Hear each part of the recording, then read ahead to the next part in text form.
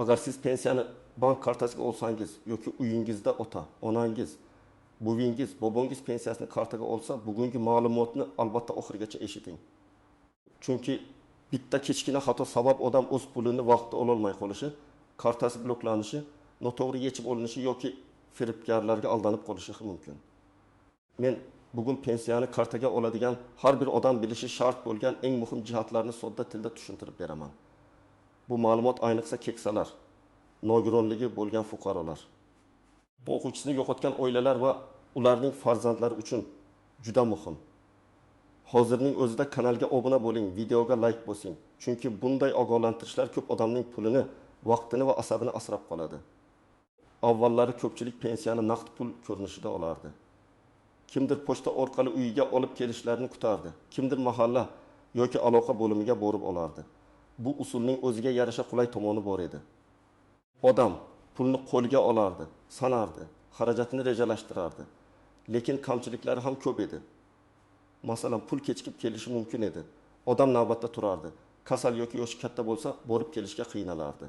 Ayrim hollarda yaqin qarindoshlar pulni olib qo'yishi, pensionerning o'zi esa haqiqiy summani bilmay qolishi ham uchrab turardi. Hozir esa pensiyani kartaga o'tkazish keng tarqaldi. Buni mana anglatadi.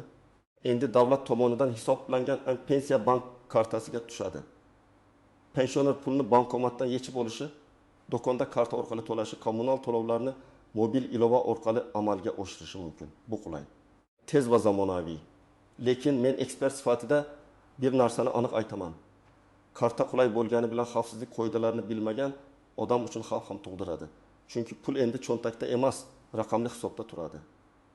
Uni himoya qilish uchun oddiy, lekin juda muhim qoidalarni bilish kerak.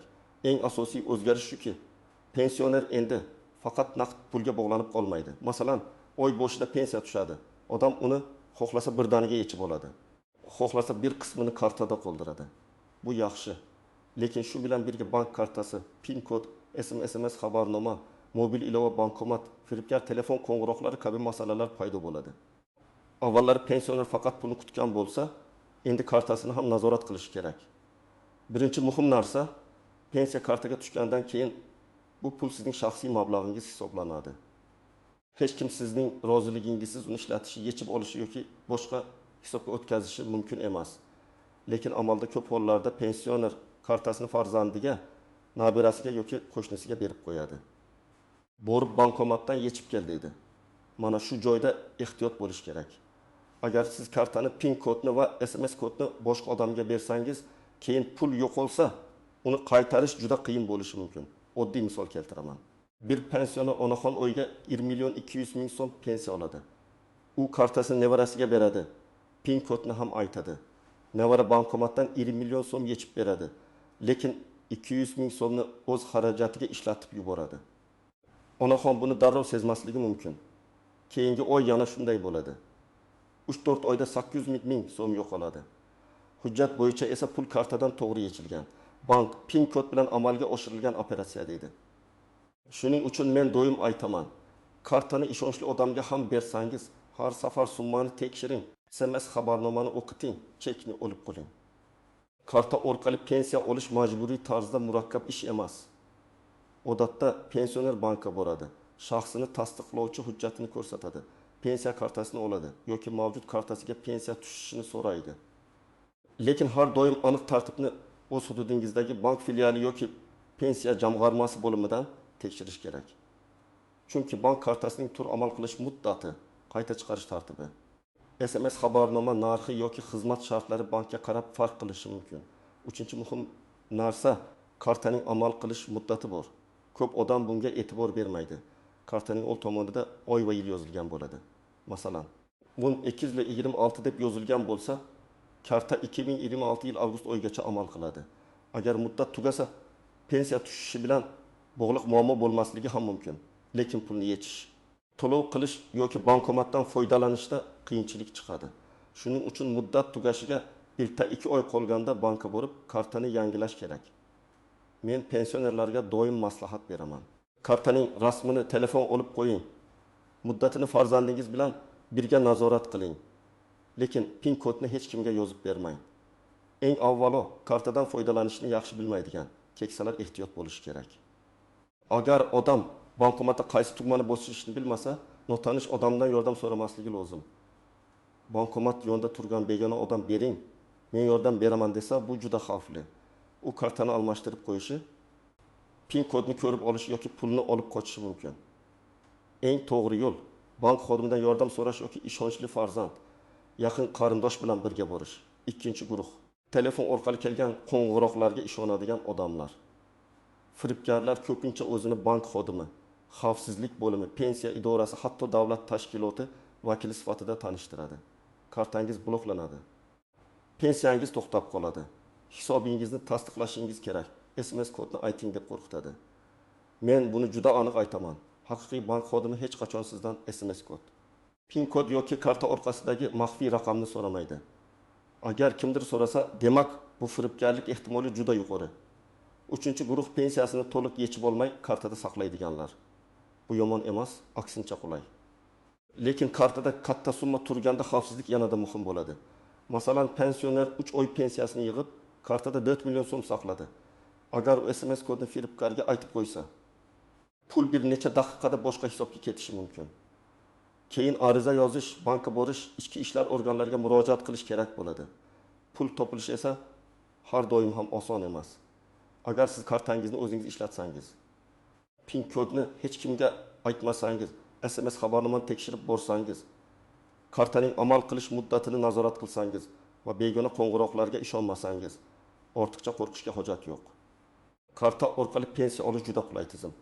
Masalan, siz do'konda non, dori, oziq-ovqat uchun karta bilan to'lashingiz mumkin. Kommunal to'lovlarni navbatda turmasdan amalga oshirish mumkin. Pul tushganini telefondagi SMS orqali bilib olasiz. Hatto farzandingiz boshqa shaharda bo'lsa, sizga mobil ilova orqali nazorat qilishda yordam berishi mumkin, lekin bu yordam maxfiy kodlarni unga berish degani emas. Masalan, bir otaxon oyiga 20 million 800 ming so'm pensiya oladi. U har oy pensiya tushgan kuni bankomatdan 20 million so'm yechadi. 500 ming so'mni dorixonaga va do'konlarga karta orqali ishlatadi. 300 ming so'mini kartada qoldiradi. U har bir operatsiyadan keyin SMSni tekshiradi. Agar 10 ming so'm yechilgan bo'lsa, SMSda ham 10 ming ko'rinadi. Mana bu to'g'ri yondashuv.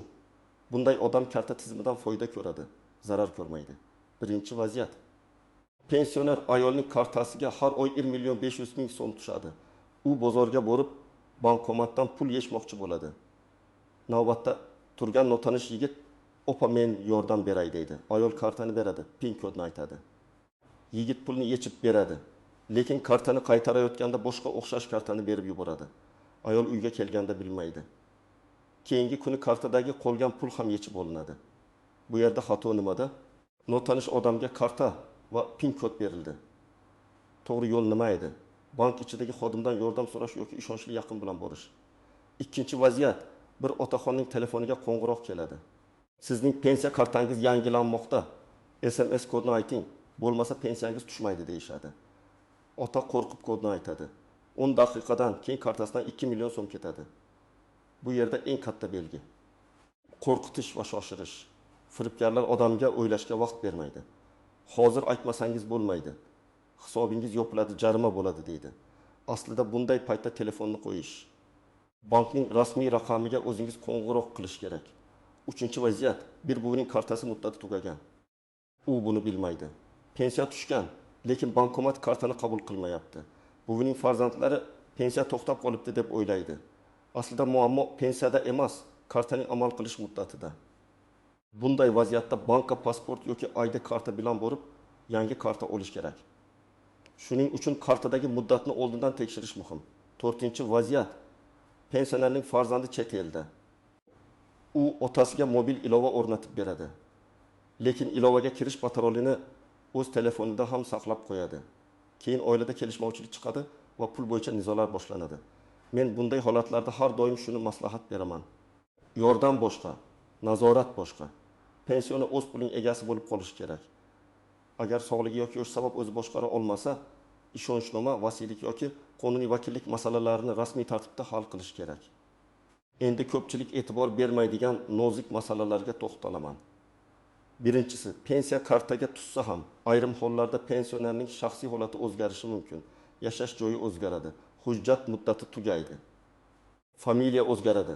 Bank kartasi yo'qoladi. Telefon raqami almashtiriladi. Bularning har biri pensiya va karta bilan bog'liq xizmatlarda muammo keltirib chiqarishi mumkin. Masalan, SMS xabarnoma eski raqamga ulangan bo'lsa, siz pul yechilganini bilmaysiz. Shuning uchun telefon raqamingiz o'zgarsa, albatta bankka boring va raqamni yangilang.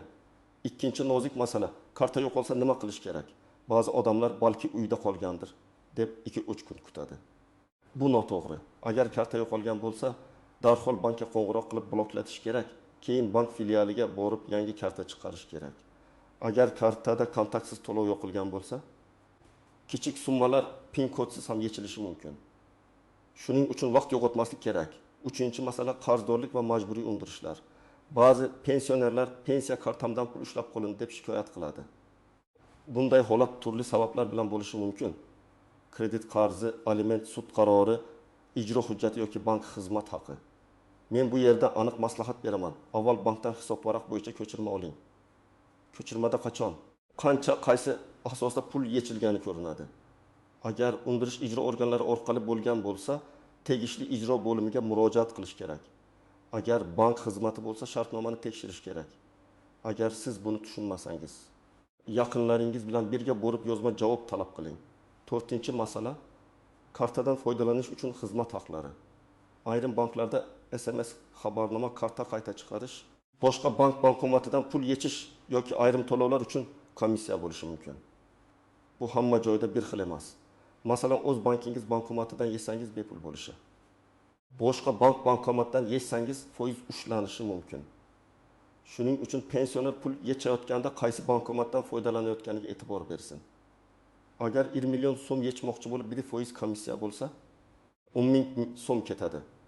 Bir qarashda kichik, lekin har oy takrorlansa yiliga 20 ming so'm bo'ladi. 5-masala, pensiya tushadigan sanani noto'g'ri tushunish. Ko'pchilik har oy aynan bir kunda tushishi kerak deb o'ylaydi. Amalda to'lov jadvali, bank ishlov berishi, dam olish kunlari yoki texnik sabablar ta'sir qilishi mumkin. Agar pul bir kun kechiksa, darrov vahimaga tushmaslik kerak. Lekin bir necha kun o'tsa, avval bankdan hisobni tekshiring. Keyin pensiya jamg'armasi bo'limiga murojaat qiling. Muhimi, og'zaki gap bilan cheklanib qolmang. Kerak bo'lsa yozma murojaat qiling. Endi nima qilish kerakligini aniq bosqichma-bosqich aytaman. Birinchi qadam. Kartangizni tekshiring. Kartaning amal qilish muddatiga qarang. Telefon raqamingiz to'g'ri ulanganmi? SMS keladimi? Oxirgi pensiya tushganda xabar kelganmi? Shularni tekshiring. Agar SMS kelmayotgan bo'lsa, bankka borib xizmatni qayta ulang. Chunki SMS xabarnoma bu sizning birinchi himoyangiz. Pul tushsa ham bilasiz, pul yechilsa ham bilasiz. Ikkinchi qadam, pin kodni xavfsiz saqlang. Uni kartaning ustiga yozmang. Qog'ozga yozib hamyon ichiga solmang. Telefon kontaktlariga karta paroli deb saqlamang. Eng yaxshisi, yodlab oling. Agar yodlash qiyin bo'lsa, uni bevosita karta bilan bir joyda saqlamang. Pin kodni farzandga ham, qo'shniga ham, bankomat yonidagi odamga ham aytmang. Agar kimdir bilib qolgan deb shubha qilsangiz, bank orqali pin kodni almashtiring yoki kartani yangilang. 3-qadam, bankomatdan pul yechishda ehtiyot bo'ling. Avval atrofga qarang. Bankomatda shubhali qurilma, yopishtirilgan narsa, klaviatura ustida g'alati qoplama bo'lsa, foydalanmang. Pin kodni tarayotganda qo'lingiz bilan yopib turing. Chek chiqsa, uni tashlab ketmang, olib qo'ying yoki yirtib tashlang. Pulni olgach, bankomat oldida sanab turmang. Xavfsiz joyga o'ting. Agar bankomat kartani yutib yuborsa, begona odamning maslahatiga ishonmang. Darhol bankka murojaat qiling. 4-qadam. Firibgar qo'ng'iroqlarga tayyor bo'ling. O'zingizga bitta qo'yda qo'ying. Telefonda hech kimga SMS kod aytilmaydi. Hech kimga pin kod aytilmaydi. Hech kimga karta orqasidagi raqam aytilmaydi. Agar bankdanman desa rahmat. Men o'zim bankning rasmiy raqamiga qo'ng'iroq qilaman deb telefonni qo'ying. Bu qo'pollik emas, bu xavfsizlik. 5-qadam. Agar pul yo'qolsa kechiktirmang. Darhol bankka qo'ng'iroq qiling, kartani bloklating. Oxirgi operatsiyalar bo'yicha ko'chirma so'rang. Keyin bank filialiga borib yozma ariza qoldiring. Agar firibgarlik alomati bo'lsa, ichki ishlar organlariga murojaat qiling. Arizada sana, vaqt, summa, kim qo'ng'iroq qilgani, qaysi raqamdan qo'ng'iroq bo'lgani, SMS kelgan kelmagani hammasini yozing. Og'zaki pulim ketdi deyish yetarli emas. Qanchalik aniq yozsangiz tekshiruv shunchalik oson bo'ladi. Oltinchi qadam, agar pensiya tushmasa, to'g'ri tartibda tekshiring. Avval bankomat yoki ilovadan balansni ko'ring. Keyin bankka murojaat qilib, hisobga pul kelgan kelmaganini aniqlang. Bank kelmagan desa, pensiya jamg'armasi bo'limiga boring. O'zingiz bilan pasport yoki ID karta, pensiya guvohnomasi bo'lsa, uni bank kartasi rekvizitlari, telefon raqamingiz va oldingi to'lovlar bo'yicha ma'lumotlarni olib boring. Murojaatda falon oy pensiya mablag'i kartamga tushmadi. Sababini aniqlab, yozma javob berishingizni so'rayman deb yozing. 7-qadam, agar pensioner o'zi yura olmasa, hammasini norasmiy topshirib qo'ymang. Ko'p oilalarda ona yurmaydi, kartasmenda turadi deyishadi. Bu oilaviy ishonch masalasi bo'lishi mumkin. Lekin kelajakda nizo chiqmasligi uchun xarajatlarni ochiq qiling. Har oy qancha pensiya tushdi, qancha dori olindi, qancha oziq-ovqatga ketdi, qancha qoldi yozib boring. Agar katta qarorlar kerak bo'lsa, rasmiy ishonchnoma yoki qonuniy vakillik masalasini hal qiling. Bu pensionerni ham, yordam berayotgan farzandni ham himoya qiladi. 8-qadam, bank tanlashda shoshilmang. Agar pensiyani qaysi bank kartasiga olish imkoniyati bo'lsa, bankomatlar yaqinmi? Xizmat haqlari qanday? Mobil ilovasi qulaymi? Navbat ko'pmi? Xodimlari tushuntirib beradimi? Shuni hisobga oling. Pensioner uchun eng muhim narsa reklama emas, amaliy qulaylik. Masalan, bankomat uydan 5 kilometr uzoqda bo'lsa, har oy taksi yoki yo'l xarajati chiqadi. Yaqin joydagi ishonchli bank ko'proq foyda beradi. Men alohida ta'kidlamoqchiman. Pensiya kartasi oddiy plastik karta emas, ko'p oilalar uchun asosiy daromad manbai. Shu pulga dori olinadi, non olinadi, kommunal to'lov qilinadi, nabirlarga yordam beriladi. Shuning uchun uni ehtiyotsiz ishlatish mumkin emas. Karta yo'qolsa, ertaga boraman demang. Shubhali SMS kelsa, havolani bosmang. Sizga pul yutug'i chiqdi, kartangizni tasdiqlang desa, ishonmang. Pensiyangiz ko'payadi, kodni ayting desa, bu ham xavfli. Davlat idorasi yoki bank sizga pensiya oshirish uchun maxfiy kod so'ramaydi. Agar siz farzand bo'lsangiz, ota-onangizga bir marta tushuntirib qo'yish yetmaydi.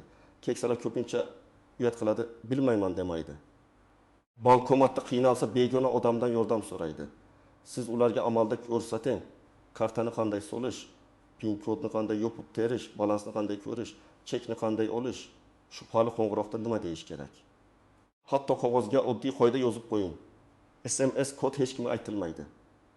Pin kod hech kimga aytilmaydi. Karta yo'qolsa, darhol bankka qo'ng'iroq qilinadi. Lekin bu qog'ozga pin kodning o'zini yozmang. Agar siz pensioner bo'lsangiz, o'z pulingizni boshqarishdan uyalmang. Savol berishdan tortinmang. Bank xodimidan tushuntirib berishni talab qilishga haqqingiz bor. Pensiya bo'limidan yozma javob so'rashga haqqingiz bor.